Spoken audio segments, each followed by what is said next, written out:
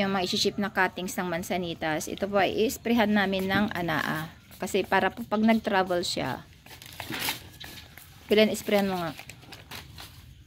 Buong ano nila. I-isprehan po namin ng anaa yan. Para po hindi sila madry sa biyahe.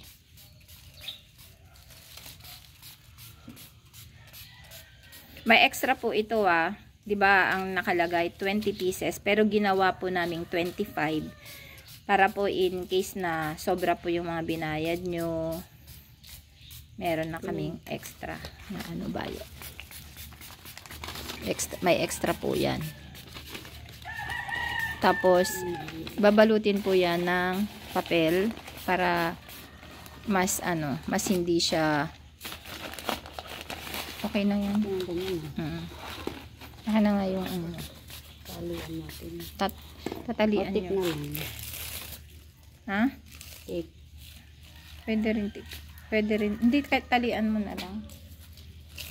Wala na ba tayong rubber band?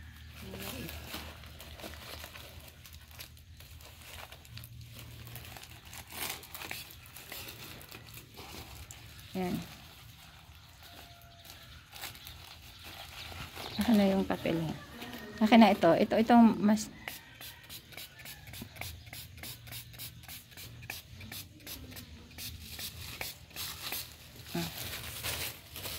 tapos ilalagay ko sa plastic. Tapos i-tape na ang kasunod niya na. Yan. Kailangan sealed na sealed siya. Yan. Yan. Sealed na sealed. Then yung walang hangin para hindi maumbok. Tapos pag nabutas lagyan mo ng tape. Kasi dapat yan.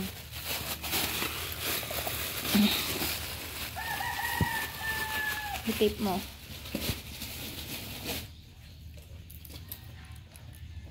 Nasaan yung LBC na? Yung karton?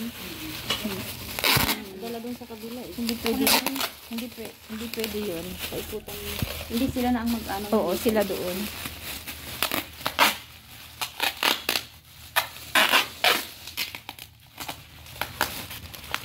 Ikat mo kaya yan.